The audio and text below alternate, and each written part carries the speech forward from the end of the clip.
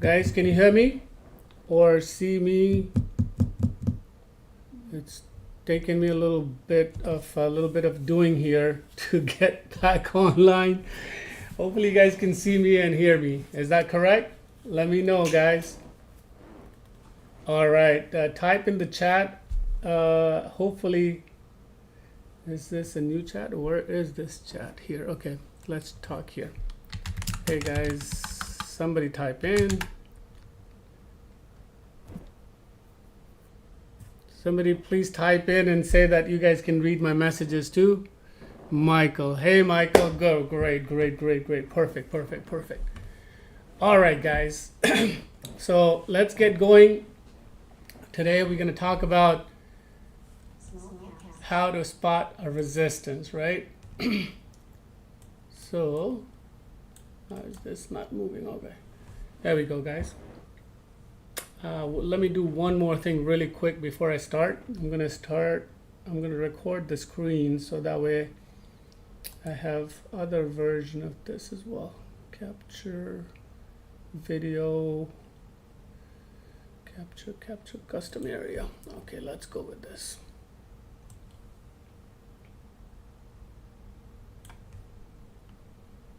Okay. And why is the webcam not connected? Should be connected. All right, you guys can see me, right? Whoa.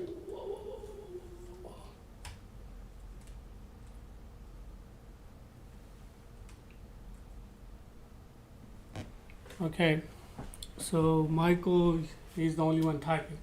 All right, guys, so we're going to talk about how to spot a rejection, and that is courtesy Hammer X Traders. And we're going to go ahead and get into the next slide. And so the next slide is, it tells you about where do rejections happen. Okay, so we use two criteria. Let me tell you, we use support and resistance, and we use supply and demand zone. And I'm going to tell you the difference between supply and demand, and also your support and resistance. Support and resistance is more technical, and supply and demand is more like based on what is happening intraday on a volume basis. You guys have heard me say this, hey, we're going to look at the cluster, we're going to look at this rejection, and then we talk about the previous level. So it's a combination of both, okay? A best way to short is combination of both. So where do rejections happen? They happen very strongly in supply zone. They happen in a demand zone. They happen at a support level. They happen at a resistance level. And then, of course, if it's parabolic, they also happen to happen some crazy numbers, which happens to be the round numbers, like the 840s, the 10s. Then we're looking at, whatever, 5s and things like that. Our favorite number, 230s, 340s. So those are round numbers. You can create those numbers, not a problem.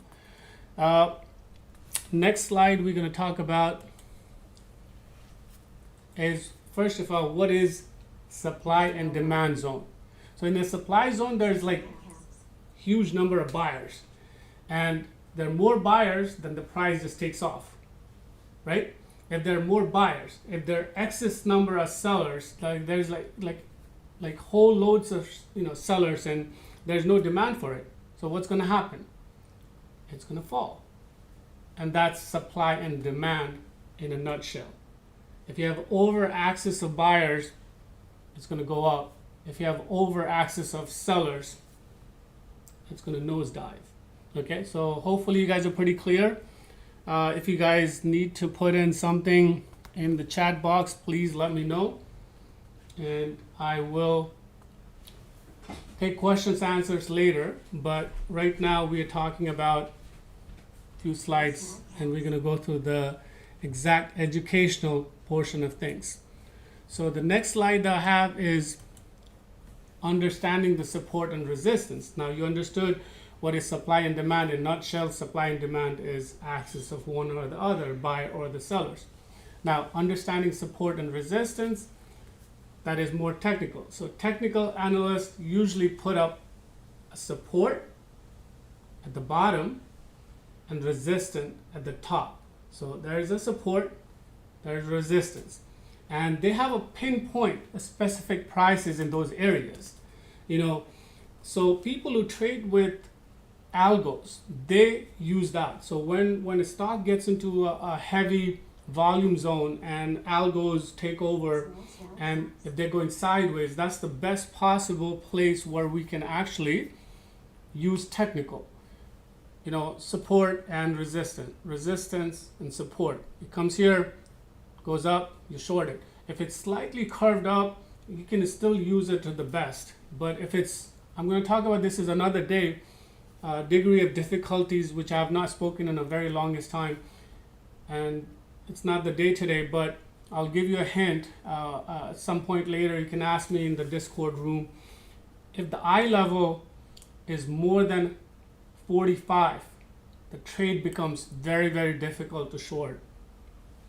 If the eye line level or angle, you call it, if it becomes more than 45, that becomes pretty steep on downside. It's very, very difficult to long. Okay, sideways perfect, a little bit 20 degrees perfect, 35 degree a little more difficult. At one point, if it gets like 70-degree angle, it's almost impossible to trade that as a short. Impossible, almost.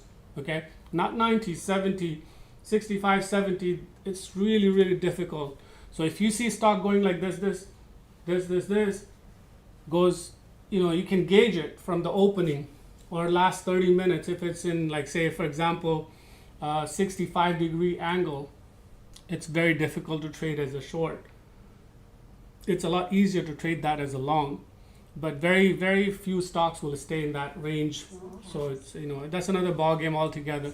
So understanding support and resistance. So technical analysts utilize support and resistance levels to pinpoint a specific price point on a chart which pre-exists.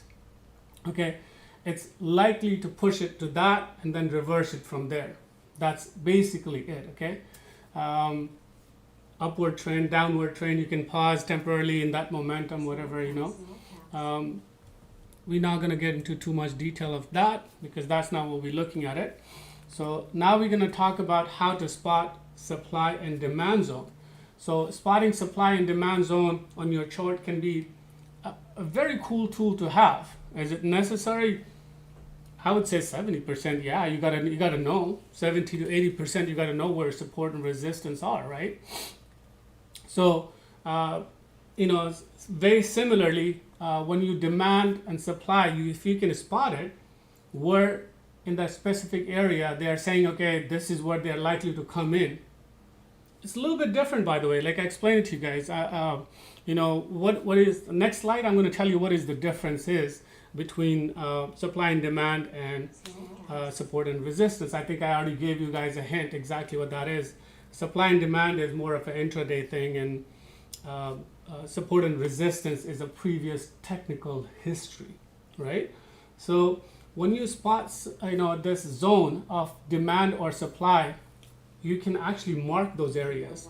And if you're looking for technical, then you can pinpoint exactly where those numbers are. So is it 213, 776, or whatever, we talk about these numbers in the Discord room all day long.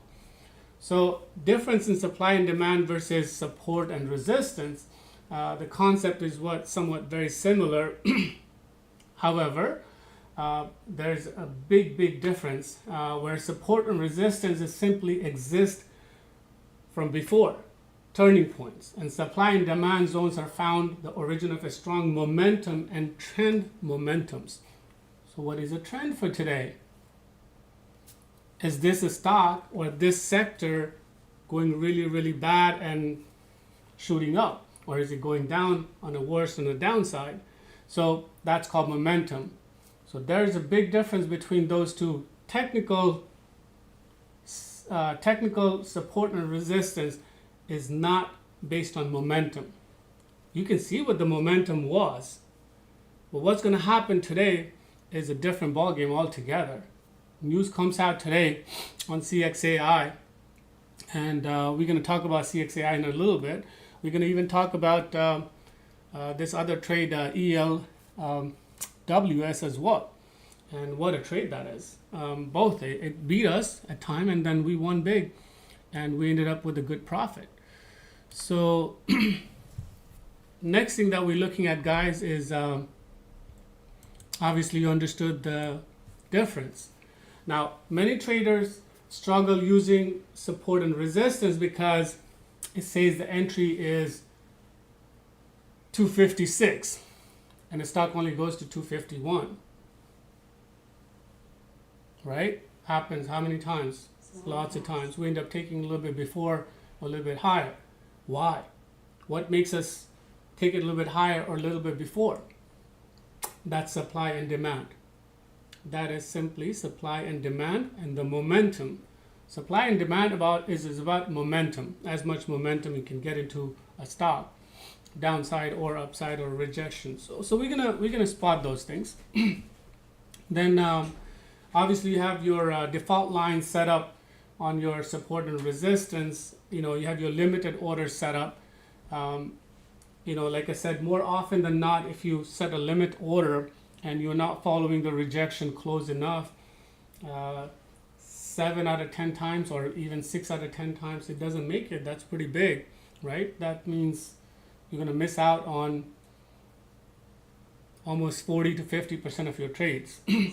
So that's where we switch to supply and demand zone. Spotting the rejection becomes very, very crucial.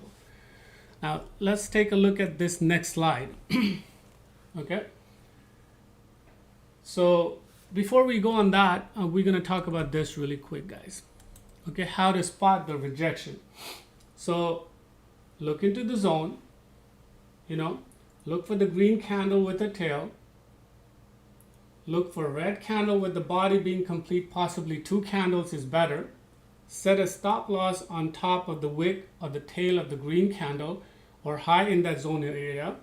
Or you can simply take a 10% stop, 10 to 12% stop, where you see the possibility that you can have a profit of 3x and just 1x a stop. And we're going to talk about that later as well. So simply put a 10x stop. And here's what we're going to talk about it really quick. So the slide before,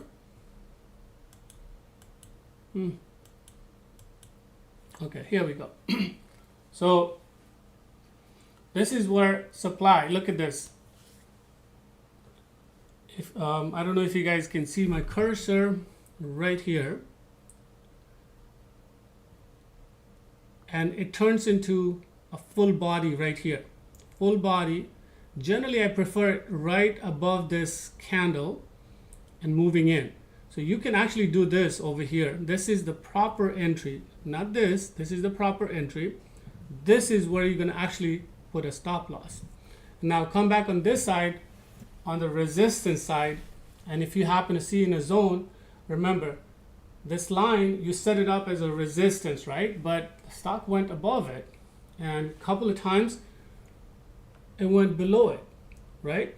You see that? But it's a huge drop from those lines. So how do you deal with that? How do you deal with it?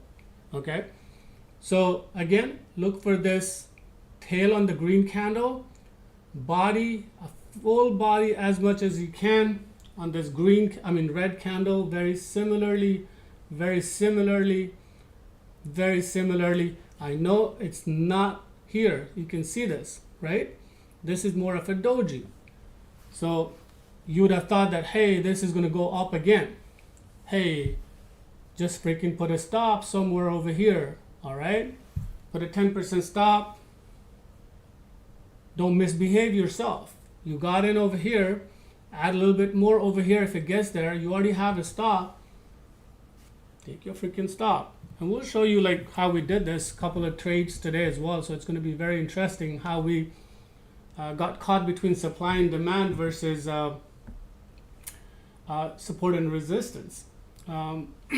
So anyway, you could literally take this trade, and obviously you could not take your profit. If the profit is somewhere here, then you must wait and you can forget about this.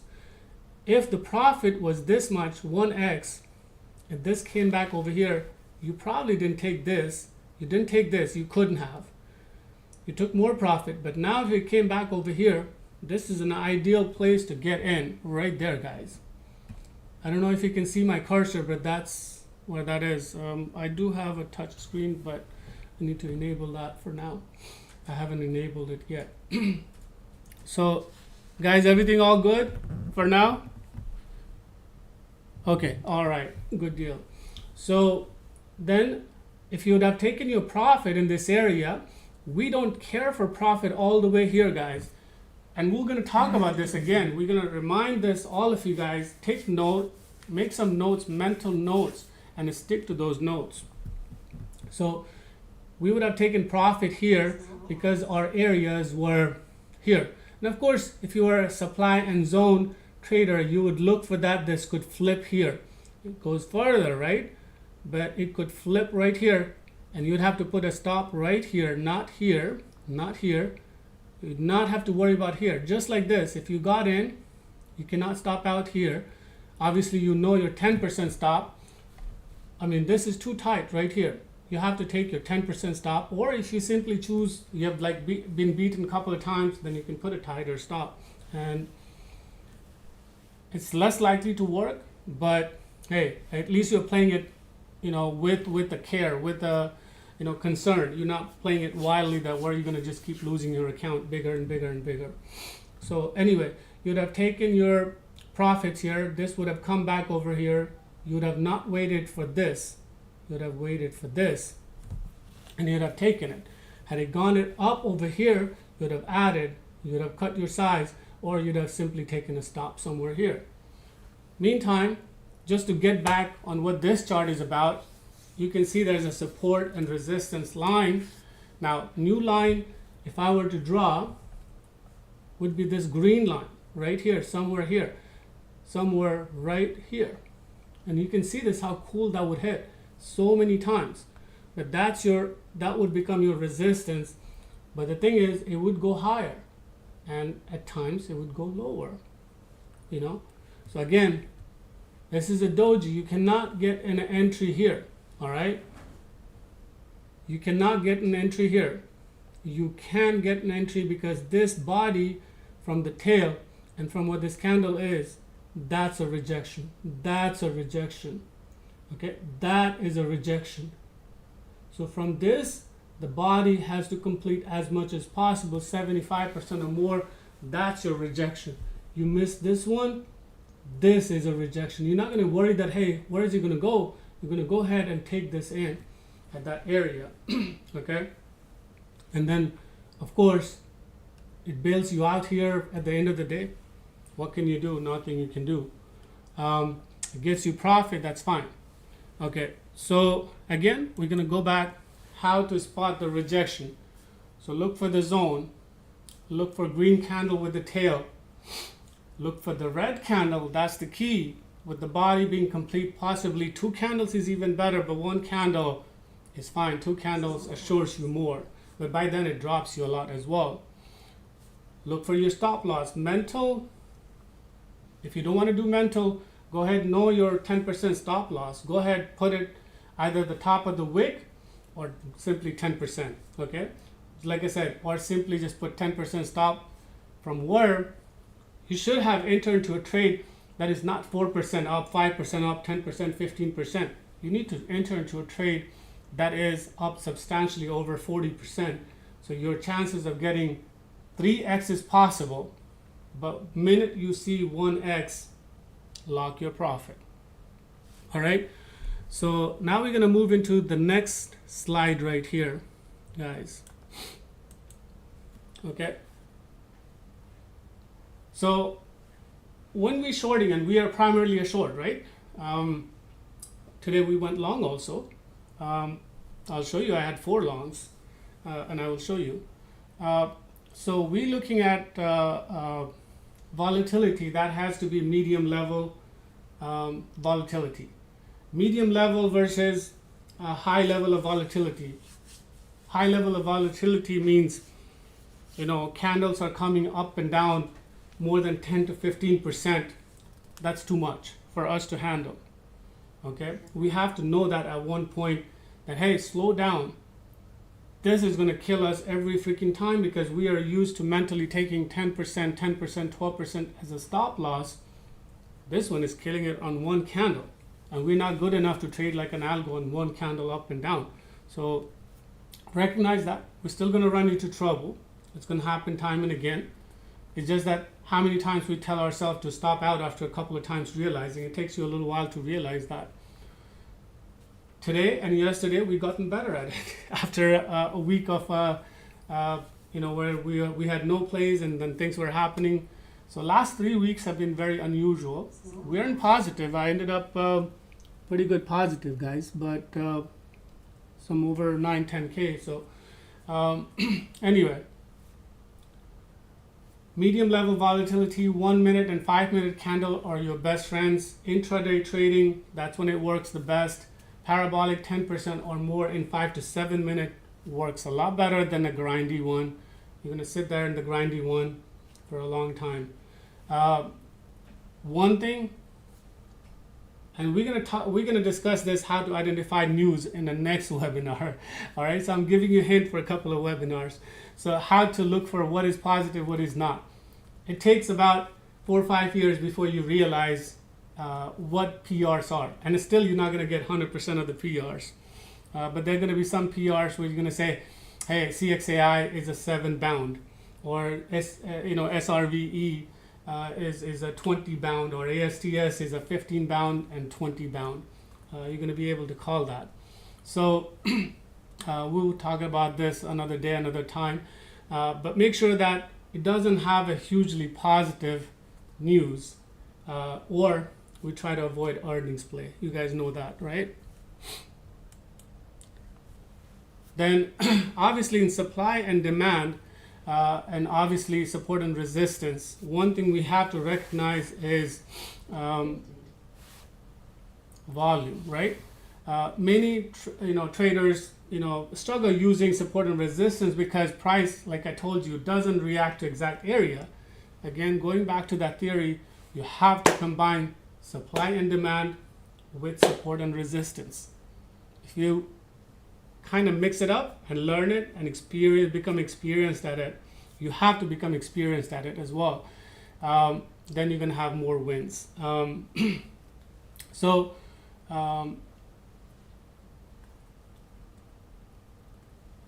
We're talking about if you have a drawn level on support and resistance, especially on resistance, and you get to that point, you choose a resistance point and stock doesn't get there, this is what it talks about it. So your best two scenarios to deal with that is enter and scale your size. Enter and scale your size. What does it mean? Enter half a size, a little bit lower, half a size, not at the resistance, higher. Okay, where the wicks are or where your next areas are. Next, you can play, within our 10% rule that you're going to add it to the next pipes or whatever, and rejections if it happens within, or you're going to simply take it lower and 10% stop. But let's not talk about stops just yet. Talk about how to scale in size. So when we're scaling in size, guys, what we do is we enter half a size. You guys hear this all the time, and then it goes higher, we catch it. The minute it comes down, we cut it half, and we only go with half a size. Why not one size, guys? Why not one size? If you get the perfect entry, you have a perfect marker. If a stock is going there, that's fine. It's going to happen more often in a range, play, than it's going to happen in support and resistance play, okay, or a level play, what we call it, a level. So again, just want to remind you, level is what we call support and resistance. Okay, every time I say this is the next level, this is the next level, that's support and resistance. So best thing to do is add it in two sizes. If you know the size so confidently and you think you just want to take a stop from there, if you can recognize it, it does happen. It does happen where we take a full size and we say, fine, this is, we're going to play 10% from here, and if it misbehaves, usually it's A plus. All right, let me just tell you that it's A plus. If it's an A plus and doesn't have any news, we tend to go full size. We tend to go full size at 230, 135s, 140s, and you know. But if the stock has already gone 70, 80%, that's where we play. That 10% could be an easy way to enter. So we go half the size, if you have noticed. But if it's like 40% or 45%, we tend to go full size, and we should. Okay. So again, it talks about add half size on the higher side the minute it dips on the second candle, the third candle, fourth candle. Don't wait too long. Go ahead, put a limited order. Even if you do a couple of cents above and below, it's fine. Other times you can see the candles, how big the candles are. It's a lot to comprehend what I'm telling you, but practice and experience will get you there. So if you have a candle, you recognize the candle is dropping 20 cents, and you know you only need 10 cents. So what do? You can take 14, 15 cents in profit. But if the candle is not dropping that big, especially the bid, if the bid is not dropping and ask is the only one that's dropping up and down, then you have to do where you take a little bit of loss. You take 2 or 3 cents loss. I bet you guys didn't know that, right? That's what I'm watching, bids and ask and all these things. We're going to talk about that another day, but that's how you do it. All right, so volume recognition. Let's talk about this trade today. All right, so this is a combination of craziness, okay? This is a combination of craziness, guys. We traded this ELWS today, okay? So if you see, we got in and we stopped out. Where was this? 365. First stop out, 314 average. Bam, we got stopped out. Okay, first I'm gonna, there's like 4 things to look for in this thing. So let me tell you what I'm looking for first, and we're gonna come back one at a time. Okay, so first I'm gonna look for the levels. Okay, and I can go back live and I can show you the dailies and things like that on this chart, and I will do it in a bit. So you got your levels, support and resistance. You got your volumes, you know, which is, I marked this as a cluster. I marked this as a breakout candle. But look at that, you know, rest of the time after this 5, do you see this? This is the only place this even remotely threatened to come to my breakout candle. My breakout candle was set long back. My breakout candle was set right here, guys. When I saw this here, I know this did too, but then again it sold it as well. And we're going to talk about, so what we're going to talk about is we're going to talk about these levels, key levels. We're going to talk about your RSI. RSI is one thing. This is the white one, is the RSI right here. Rejections, we're going to talk about rejections. We're going to talk about volume profiling with the rejections. And then this area, okay, this is the area where we lost, right here. Okay, so what does he say? It tells you over here, difficult areas are there, a range, yet breakout candles are still higher, which means demand is there. The demand zone is there. Okay, and this is where we were caught. Okay, so we were looking at 65, we were looking at 385, and you can go back on daily and you'll see it. Okay, I mark all these levels very quickly, you know, 360, 380, 475, 504, $5, and then there was, I believe there was 565 after that, not 520. But this was the difficult area. It was going in the zone, and yet it was not rejecting, just making it look like rejection. It was early in our game where we were, we had lost once, we were ready to lose again, and which we did. So I averaged in right here, got stopped out. My average was pretty shitty, 314. All right, so that was a big loss right then and there. When it dipped a little, I said, fine, whatever, I set a loss at 365 and he got out. Then I thought that this is going to dip right here. This was still in a dip zone. I saw this candle right here. I decided that this is the size maker right here, but it fell but didn't give us profit. So literally took out something here, bailed out, tried another short, and very quickly realized, by the way, this was a little bit of a long right here, guys. This was a little bit of a long. This area is a little bit of a long. So I went long at the dip. Again, it was a somewhat unknown area, but this is the candle that I was looking at it right here. So you can see this directly right here. It was a breakout candle. I took a little bit of long. I did not call that, by the way. I did not call that. Because by then it would have been like 3 times losses and I could handle it. So I went long and I sold it here, and remaining I sold it here. But from here on, guys, this area right here, I was short. Every time it came in that area, I was short. Okay, I missed it one right here. But from here, every time I was short. And then it ended up finishing at what, 390, whatever that is. But this was a sell of my long. So this was a first sell. I was not able to maximize it. I sold it when it started drop. It came down, piked up. I knew at that point 470 was a resistance area, a previous resistance. I had to take a chance. I still didn't know, but I had more confidence when I saw this.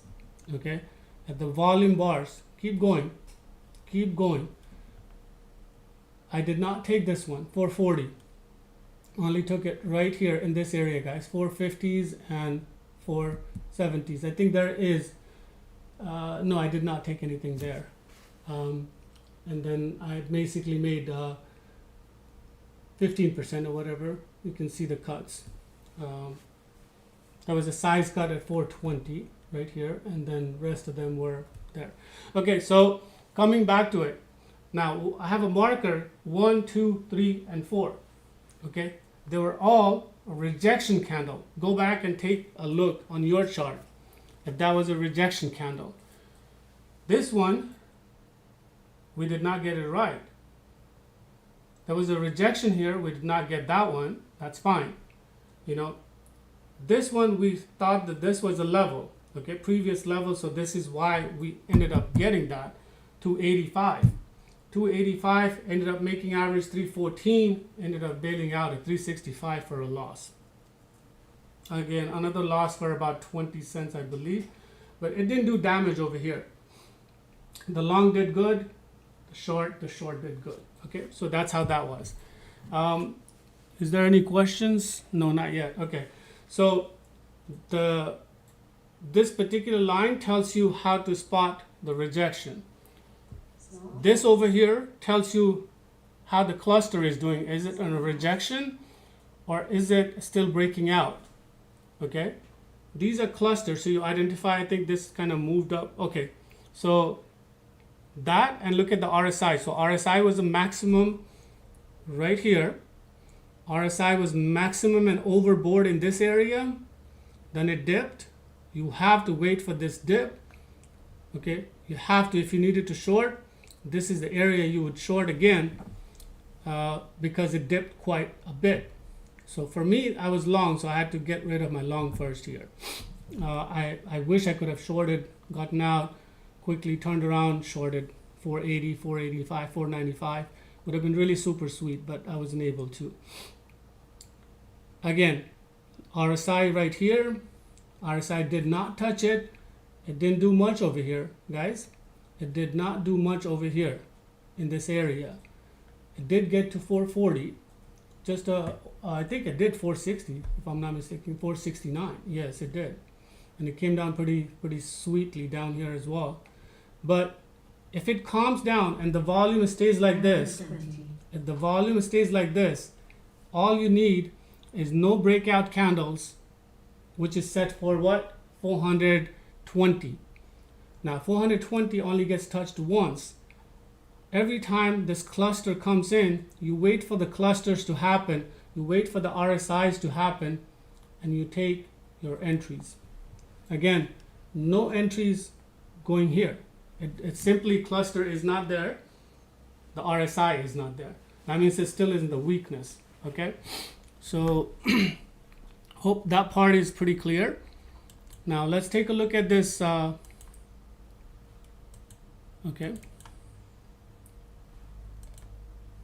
Okay, the next one. So next one was CXAI. CXAI was exactly opposite of that. We knew it had a great news. Okay, had a great news. Defined the levels where it's going to break out, where it's going to go to. So look at this. I did not define these levels. I had these levels, guys. Okay, go back on daily and you'll see this. Go back on daily and you'll see this. Okay, so there was 265, there was 293, which kept rejecting number of times. Remember, because that gave me an entry from 295 when I sold it. It gave me an entry right around 255, 260, and I took that again. 2,500 shares. I still had like 800-900 shares left or something like that, 1,000 or 1,200. I don't remember. But then I ended up taking another 2,500. I think I ended up being about 4,000 shares. Sold it at 93, which I kind of expected to come down because I didn't think this was a clear breakout just yet. It was a grindy stock. But you'll see this had a positive news. Okay, we had defined the level. Okay, take a look at this volume. Pre-market, we were talking about this. We were talking at 240, 225. We were talking about this, how this was. The volume is not coming in. Volume is not coming in. But volume never broke down either. Volume never went away. Okay? And it was a decent volume of 100K, 150K, 120K. But when the volume did come, it did go. Again, you could have shorted this too. 293 to 250 or 260, 30 cents, 10%. You could have easily done this. And you could have played both ways, and it gave you plenty of chances. You had to take a 320 stop, but the news was good. I was long, and I was holding long positions in it. So simply, I was not ready to turn it short, okay? And you can see what it did. Finally, I sold it at 375. Then try to go long here again. I think this one failed big time at the end of the day. I got in 314, made an average of $3, and ended up stopping out at 272, 273. So 30 cents loss on that one. Okay. Again, it talks about cluster. It talks about range. It talks about what the news is. Volume was not fading. Volume was consistent. Look at this. Volume was low. And obviously it did come down. So if you recognize this volume, they can be shorted. The stock can be shorted. And this is where I'm going to talk about this. This is stock from 240 to 275. This is only 20% upward. It's one of the best things you can go long or short. You can actually short this thing. You could actually make money on a short. You could have made money from 295 area, which you realized it was doing it. With a 330 stop, 320 stop. Of course, the level was there. I didn't have a 330 level on this one on a daily. I did have a $3 level. And then, of course, I had a 375 level or 370, whatever, 379. So if you see that any stock, if it's not too difficult to trade on an I line, if it's not going down 70%, a master trader can trade it. Average trader, they need to stick it below 30% on the I level. So if you see something 30%, guys, be patient. Take it. Take your areas. It's going to give you up and down. But if you see something that is over 60%, even a master trader is going to have a difficult time trading that stock. So that talks about it. It spoke about your supply and demand. It spoke about your support and resistance. It spoke about your rejection areas, how to look for the rejection candles. On top of that, you have 4 or 5 criteria. If you have 3 to 4 criterias meeting out of your five of the criterias that you're going to take a trade. What is the last one, guys?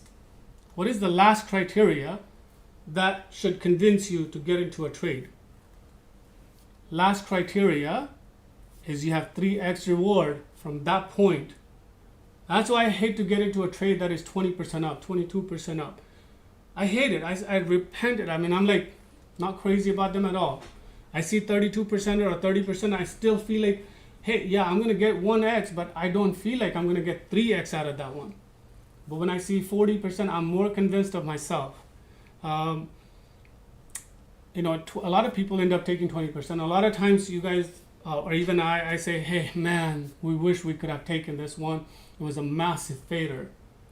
But it doesn't convince me from inside, because one of my criteria is if I am going to look for 3x profit, and obviously I don't take 3x profit, make no mistake about it, and I'm going to tell you, I've told you that before, but that 1x happens quickly, and that's my bread and butter. Happens quickly. You heard it right, quickly.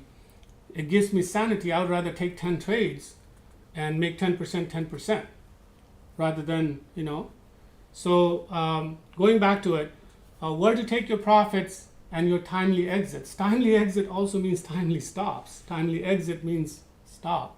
So demand zone narrows down, volume drops. Okay, if you're long, you're in trouble. If you're short, you're good. Sometimes you have to see if there's a previous supply zone, and if the volume drops in that area.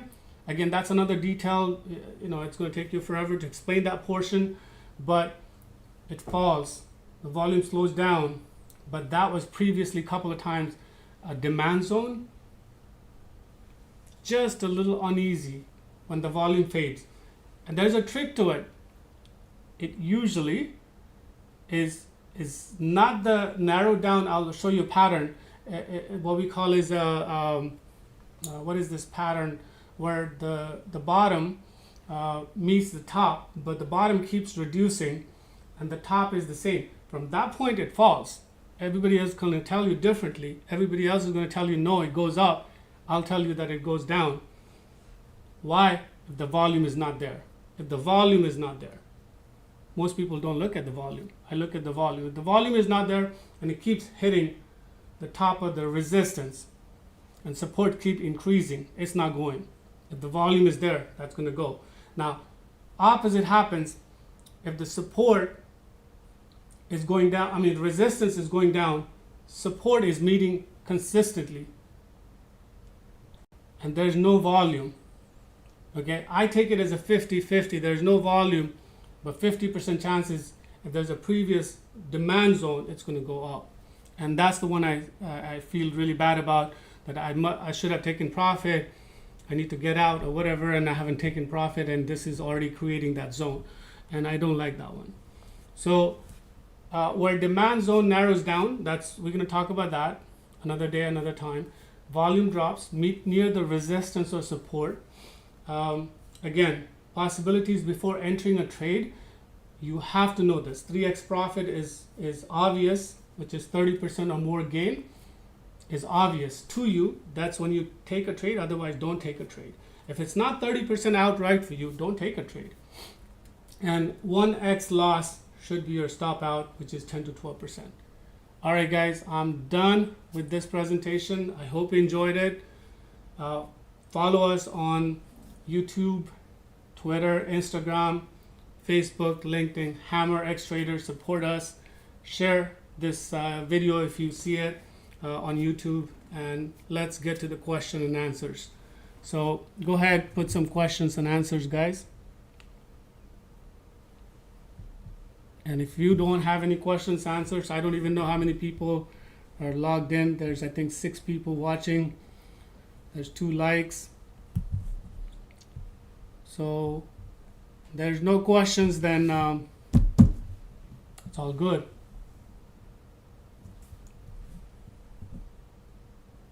Type in thank you guys in the chat box, so that way I know everybody got a good view of this.